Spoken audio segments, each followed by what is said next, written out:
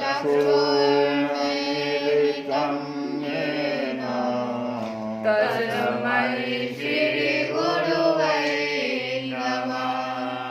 वसुदेवसुतं देवं कंसचाणूरमर्दनं देवकी परमानन्दं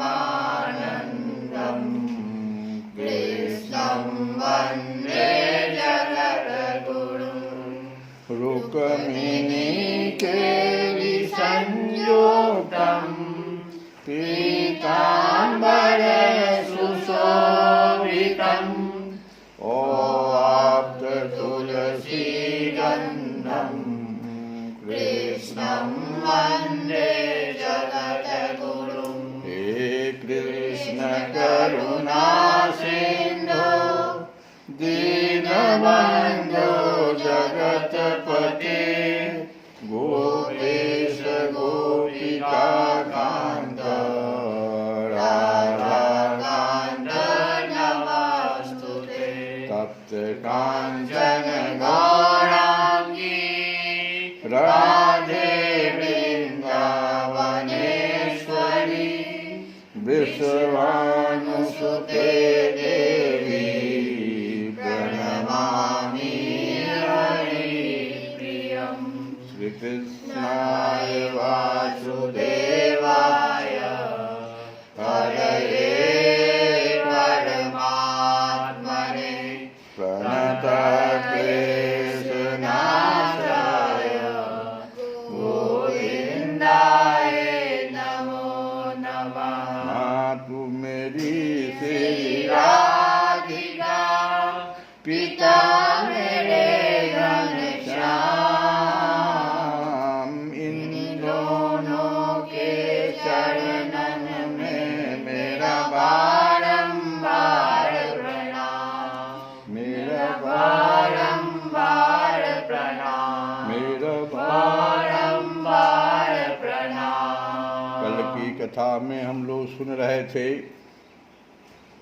कि नारद जी व्यास जी को कह रहे हैं कि आपने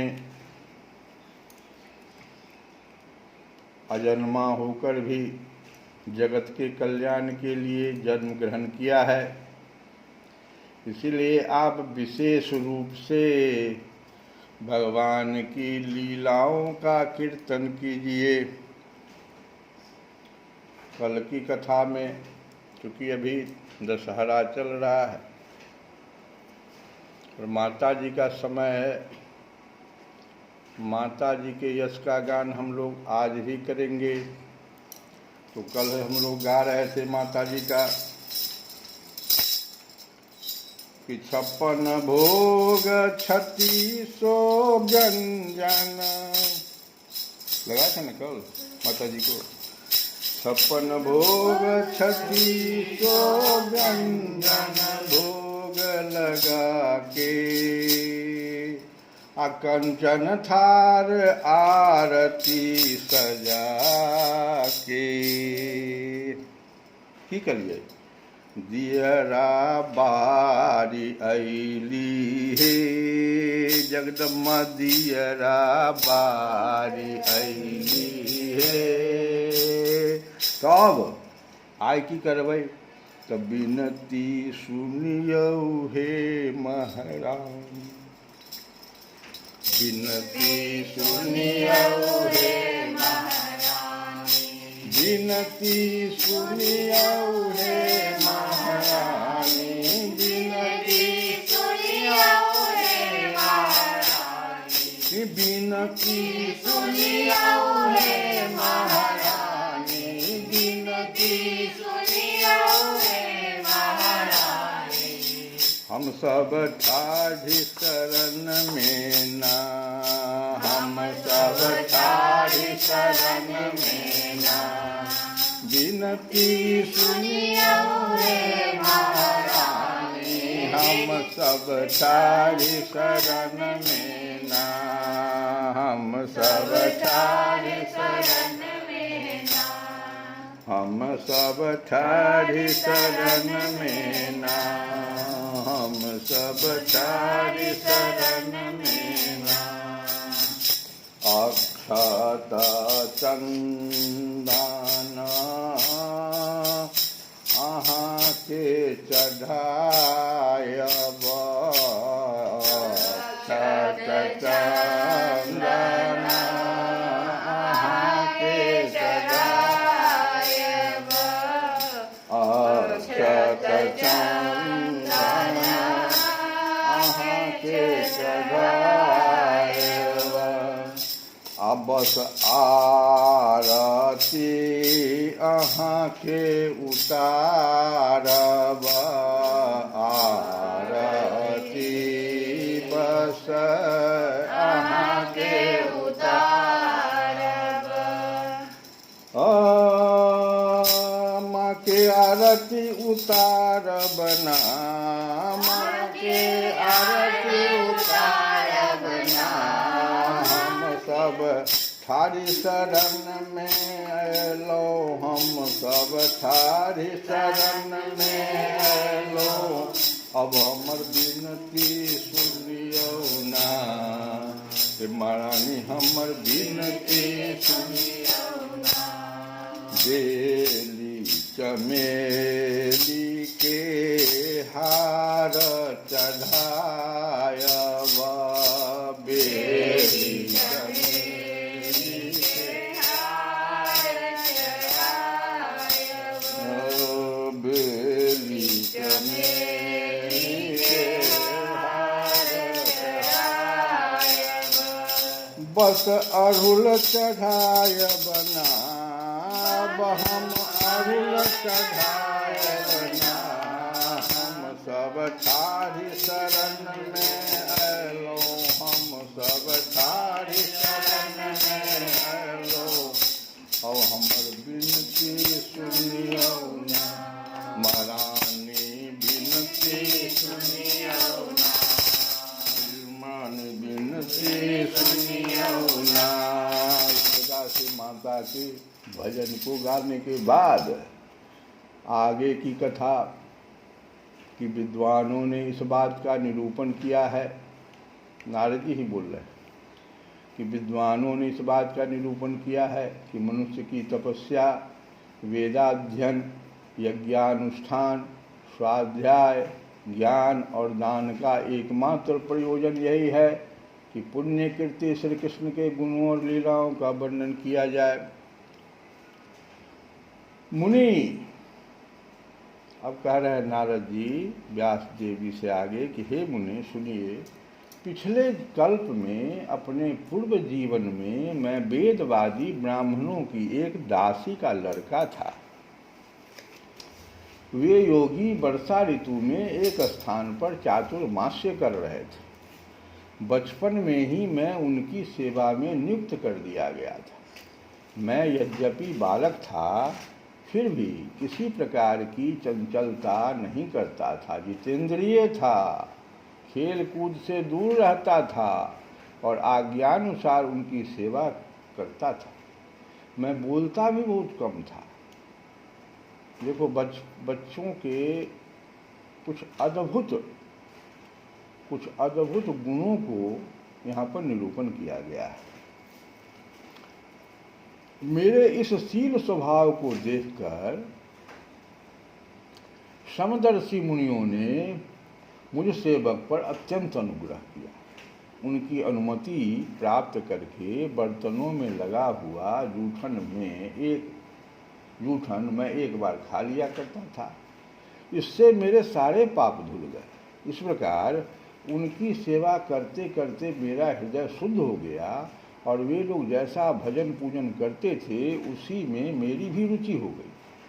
प्यारे व्यास जी, उस सत्संग में उन लीला गान परायण महात्माओं के अनुग्रह से मैं प्रतिदिन श्री कृष्ण की मनोहर कथाएं सुना करता।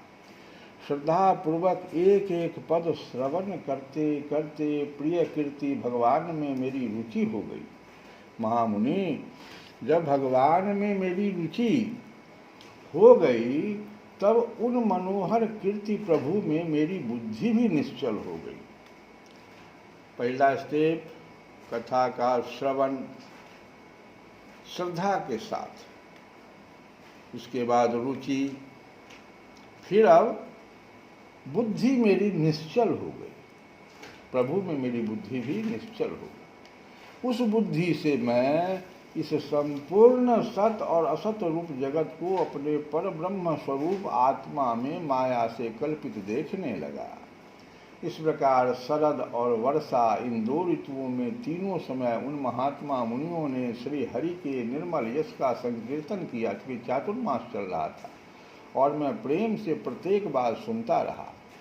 अब चित्त के रजोगुण और तमोगुण को नाश करने वाली भक्ति का मेरे हृदय में प्रादुर्भाव हुआ। अब भक्ति आई, जब निश्चल हो गया, बुद्धि जब निश्चल हो गई एक जगह पर भगवान पर, तो भक्ति का प्रादुर्भाव हुआ। मैं उनका बड़ा ही अनुरागी था, विनयी था। भक्ति का प्रादुर्भाव भी हृदय में होता है। मैं बड़ा विनयी था, अनुरागी था। उन लोगों की सेवा में से मेरे पाप नष्ट हो चुके थे। मेरे हृदय में श्रद्धा थी, इंद्रियों में संयम था एवं शरीर, वाणी और मन से मैं उनका आज्ञाकारी था। उन दीन वत्सल महात्माओं ने जाते समय कृपा करके मुझे उस गुह्यतम ज्ञान का उपदेश किया, जिसका उपदेश स्वयं भगवान ने अपने श्रीमुख से किया है, मतलब गुरु मंत्र। उस उपदेश से ही जगत के निर्माता भगवान श्री कृष्ण की माया के प्रभाव को मैं जान सका, जिसके जान लेने पर उनके परम पद की प्राप्ति हो जाती है। सत्य संकल्प व्यास जी पुरुषोत्तम भगवान श्री कृष्ण के प्रति समस्त कर्मों को समर्पित कर देना ही संसार के तीनों तापों की एकमात्र औषधि है। तीन प्रकार के संसार में ताप है, दैहिक, दैविक, भौतिक तापा। राम राज्य नहीं काहूं व्यापा। तो इन तीनों तापों की एकमात्र औषधि जो है, समस्त कर्मों को समर्पित कर देना भगवान के चरणों। यह बात मैंने आपको बतला दी। प्राणियों को जिस पदार्थ के सेवन से जो रोग हो जाता है, वही पदार्थ चिकित्सा विधि के अनुसार प्रयोग करने पर क्या उस रोग को दूर नहीं करता? क्या यह होम्योपैथी का सिद्धांत बाहर से आया? नारद जी जो कहे, इसको क्या किया लोगों ने?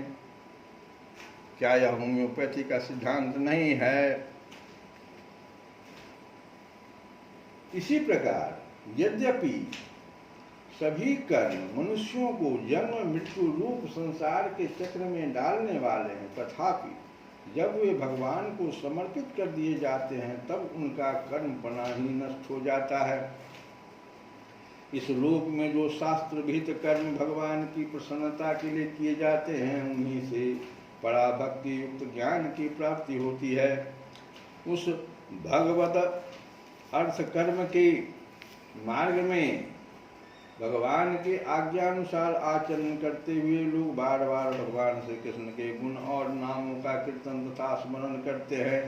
प्रभु, आप भगवान श्री वासुदेव को नमस्कार है, हम आपका ध्यान करते हैं। प्रद्युम्न, अनिरुद्ध और संकर्षण को भी नमस्कार है।